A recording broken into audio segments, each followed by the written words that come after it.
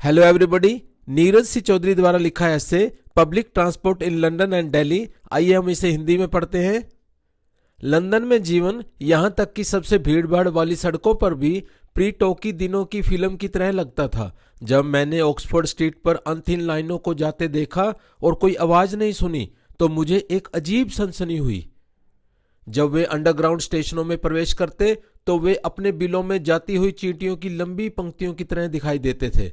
भारत के बाजारों में सालों तक रहने के बाद जब मैंने ऐसा दृश्य देखा तो यह स्वाभाविक था कि मैं पास्कल को याद करूं और चिल्लाऊं, इन अनंत भीड़ों की शाश्वत चुप्पी मुझे डराती है। मुझे सड़कों से पब्स या रेस्तराओं में जाने पर भी वही सन्नाटा मिला। दोपहर के समय दोनों भीड़भाड़ वाले हो सकते हैं, लेकिन मैंने कोई बातचीत नहीं सुनी। भारत में इसके विपरीत ऐसी जगह बातचीत से गूंजती या यहां तक कि गर्जना करती हैं। क्लबों की बात करें तो हालांकि इन्हें सामाजिक जीवन का केंद्र माना जाता है, ये शायद सभी स्थानों में सबसे शांत स्थान है। एक शाम जब मैं एक क्लब में खाना खा रहा था तो मैंने मासूमियत से सामने वाले से बात करने की कोशिश की। मैंने देखा कि कैसे उन्होंने बिना कोई बुरा व्यवहार दिखाए मेरी बात को टाल दिया। लेकिन अंग्रेजों ने विदेशियों से अपनी चुप्पी की आदतों के बारे में इतना सुना है कि उन्हें मेरी बातों में कुछ भी नया नहीं लगा। उन्होंने यह टिप्पणी ज्यादातर फ्रांसीसियों और अन्य यूरोपीय लोगों से सुनी है और इसलिए वे भारत के हमारे तरीकों के साथ उनके विपरीत की कल्पना भी नहीं कर सकते। यह चुप्पी जो सामान्य लगती है, परंतु यह विरोधाभास है जिसे मैं समझाना चाहता हूं और जिसे मैंने विशेष रूप से देखा है, क्योंकि मेरे पास कभी कार नहीं होने के कारण मैंने हमेशा अन्य साधन जैसे बस या ट्रेन से यात्रा की है। किसी राष्ट्र के सार्वजनिक व्यवहार का निरीक्षण करने के लिए इससे बेहतर कोई जगह नहीं है। दिल्ली की परिवहन व्यवस्था जो सरकार के स्वामित्व में है और जिसमें मैं 15 वर्षों से अधिक समय से रहा हूं, इस संबंध में बहुत ही ज्ञानवर्धक है। दिल्ली की बसों में हम सभी एक दूसरे का शारीरिक आराम के लिए उपयोग करते हैं। उत्तर भारत में लोगों को चलते वाहनों में स्थिर रहने में बहुत कठिनाई होती है और इसलिए वे एक दूसरे पर झुकते हैं या एक सहयात्री को अपनी बाहों में लेते हैं। किसी का भी इतना बुरा स्वभाव नहीं होता कि वह तकिया के रूप में इस्तेमाल होने पर आपत्ति करे, और यदि कोई अपने शरीर के निजी स्वामित्व की पूरी तरह से अलग धारणा रखता है तो उससे नाराज स्वर में पूछा जाता है, इसमें क्या बुराई है, तुम औरत नहीं हो। फिर यदि कोई समय जानना चाहता है और उसके पास घड़ी नहीं है तो वह बस दूसरे यात्री का बायां हाथ उठाता है और उसकी कलाई घड़ी देखता है। मैं अपनी घड़ी उल्टी तरफ पहनता हूं और इसलिए मेरी कलाई मुड़ जाती है। बसें न केवल सार्वजनिक विषयों पर बल्कि शर्मनाक निजी विषयों पर भी बातचीत से भरी होती हैं, और यह न केवल परिचितों के बीच होता है बल्कि उन लोगों के बीच भी होता है जो पहले कभी नहीं मिले होते। कुछ ऐसे जो मजाक जोरदार करने वाले और हृदयग्राही होते हैं और वे पूर्ण अजनबियों के बीच भी स्वीकार्य होते हैं। एक दिन एक सहयात्री ने मेरी बड़ी 16 टोपी को देखकर कहा कि यह मेरे पूरे शरीर से भारी है, और जब मैंने जवाब दिया कि यह उसकी पगड़ी से बड़ी नहीं है तो उसने कहा कि उसे उम्मीद है कि मैं उसके मजाक से नाराज नहीं हुआ। एक अन्य दिन मुझसे मेरे स्वास्थ्य के बारे में उत्सुकतापूर्वक पूछा गया। गर्मी के मौसम में मुझे कभी कभी मेरी गर्दन के पीछे जलन होती है, विशेषकर क्योंकि मैं तब भी कॉलर और टाई पहनता हूं और इससे मुझे अपना सिर झटकने और कभी कभी पक्षी की तरह उछालने की मजबूरी होती है। पिछली गर्मियों में मेरे साथ कुछ ऐसा ही हुआ, और जब मैं बस में यात्रा कर रहा था तो अचानक मैंने सुना कि मेरे बगल में बैठे सज्जन ने मुझसे अंग्रेजी में पूछा, क्या यह आदत है या बीमारी है। जैसा कि मैं प्रश्न से कुछ हैरान था और पहले समझ नहीं पाया कि यह किस बारे में है, उसने प्रश्न दोहराया। मैंने बदले में पूछा, क्या यह आदत या बीमारी है। तब उस सज्जन ने मुझे बिल्कुल सही तरीके से नकल किया और कहा, यह। सामान्य शिष्टाचार में मैं जवाब देने के लिए बाध्य था, मुझे लगता है यह आदत है, मुझे भी ऐसा ही लगता है। उसने पुनः कहा, आपने इसे बहुत बार किया है और अब यह एक आदत बन गई है, और जैसा कि आप जानते हैं आदत दूसरी प्रकृति है। हाँ, ऐसा ही है, ऐसा ही है, मैंने शर्मिंदा तरीके से कहा। यात्री एक दूसरे को गंतव्य तक पहुंचने का सर्वोत्तम तरीका बताने में भी मदद करते हैं, क्योंकि अक्सर कंडक्टर को दिल्ली के भूगोल की स्पष्ट जानकारी नहीं होती है और वे अक्सर विरोधाभासी दिशा निर्देश देते हैं। प्रत्येक यह दावा करते हैं कि उनका तरीका सही है। जहां तक अखबार पढ़ने का सवाल है, सहयात्री कभी भी किसी का अखबार छीनते नहीं हैं, बल्कि जो पन्ने वह नहीं पढ़ रहा होता है उसे बड़े ही शालीन तरीके से ले लेते हैं और आपस में बांट लेते हैं। हालांकि इन्हें ईमानदारी से लौटा दिया जाता है। किताबें अक्सर खींची जाती हैं।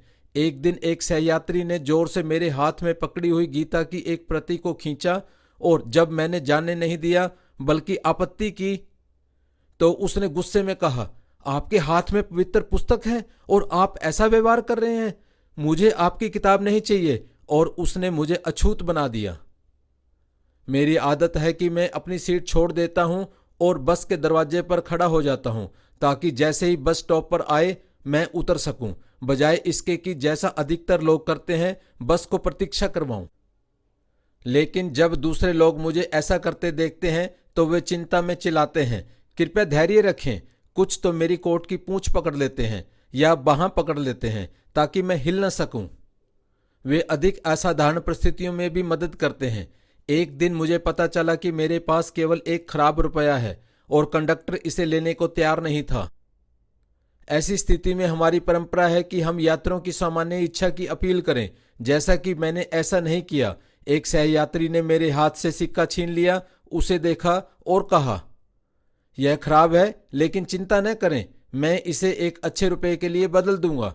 और उसने एक रुपए का नोट निकाला, मुझे दिया और मेरा खराब रुपया अपनी जेब में डाल लिया। मैं इतना हैरान था कि मैं उसे रोक नहीं सका। अन्य तरह की घटनाएं भी होती हैं जो दिल्ली की बस को हमारे राष्ट्रीय जीवन का संक्षिप्त चित्रण बनाती हैं। एक अवसर पर मैंने एक उन्मादी युवती को खिड़की से बाहर कूदकर आत्महत्या करने की कोशिश करते हुए देखा और उसके पति ने उसे वापस खींच लिया। झगड़े होते हैं, कभी कभी मौखिक, कभी कभी शारीरिक अंगों को शामिल करते हुए, न केवल एक यात्री और दूसरे यात्री के बीच या एक यात्री और कंडक्टर के बीच, बल्कि कंडक्टर और ड्राइवर के बीच भी। एक दिन दोनों ने झगड़ा किया और हाथापाई की और फिर ड्राइवर ने गुस्से में बस से उतरकर एडवर्ड पार्क में घास पर लेटने के लिए चला गया। वह तब तक वापस नहीं आया जब तक सभी यात्रियों ने कुछ समय तक उससे प्रार्थना नहीं की। जो बस स्टॉप्स पर होता है वह पश्चिमी मानकों से भी अधिक असामान्य है और मैं केवल अपने अनुभव में से एक को बताऊंगा। यह याद रखना चाहिए कि भारत की राजधानी में कुछ मार्गों पर बसें 20 मिनट या उससे अधिक अंतराल पर आती हैं और वे अनियमित भी होती हैं। मैं उनमें से एक मार्ग पर अपनी बस का इंतजार कर रहा था और वहां एक बुजुर्ग सज्जन अपने परिवार के साथ आए। उन्होंने मुझसे पूछा कि क्या वह उस स्टॉप से लाल किला जा सकते हैं, और जब मैंने कहा कि वे जा सकते हैं तो उन्होंने मुझे बहुत धन्यवाद दिया और यह जानकारी दी कि वे शहर में आगंतुक हैं। उन्होंने समूह में एक युवा लड़की की ओर इशारा किया और कहा, वह मेरी बेटी है, वह अपनी बीए कक्षा में है और अब मैं उसकी शादी के बारे में सोच रहा हूं। फिर उन्होंने मुझे अपने बेटे से भी परिचित कराया। उसके बाद उन्होंने यह भी बताया कि वे पंडित जवाहरलाल नेहरू के घर से आ रहे हैं जहां उन्होंने उनके दर्शन किए थे, यानी उनके विजिटर्स के सामने समारोहिक प्रकटीकरण में उपस्थित थे। इसी संचार शैली में जारी रखते हुए उन्होंने मुझे बताया कि आखिरी बार वह 2 साल पहले दिल्ली आए थे और शर्मीली मुस्कान के साथ उन्होंने कहा वह अपने पिता के साथ एक मुकदमे को लेकर आए थे। मैं ऐसे विषय को उठाने के प्रति शायद ही उदासीन रह सकता था। यह देखकर कि मेरी दिलचस्पी थी, उन्होंने पूरा मामला समझाने की जहमत उठाई। निस्संदेह उन्होंने पूरी बातचीत अंग्रेजी में की और जहां तक मुझे याद है मैं उनके सटीक शब्द बताऊंगा। आप देखिए, उसने कहना शुरू कर दिया, मेरी मां की कुछ साल पहले मृत्यु हो गई और मेरे पिता जो उस समय बूढ़े थे उन्होंने एक रखैल रख ली। मुझे और मेरे भाइयों को इस बात से बिल्कुल भी आपत्ति नहीं थी, लेकिन कुछ समय बाद वह इस महिला को घर में ले आया जिसे हम बर्दाश्त नहीं कर सके। इसलिए मैं और मेरे भाई उनके पास गए और कहा, पूज्य पिता, आप ऐसा नहीं कर सकते। बेशक आप उस महिला के साथ संबंध बना सकते हैं, लेकिन आप उसे हमारे पैतृक घर में नहीं ला सकते जहां हम, आपके बेटे, अपने बच्चों के साथ रहते हैं। इस पर मेरे पिता बहुत क्रोधित हुए और चिल्लाए, मैं जो चाहूं करूंगा, मैं तुम सबको विरासत से बेदखल कर दूंगा।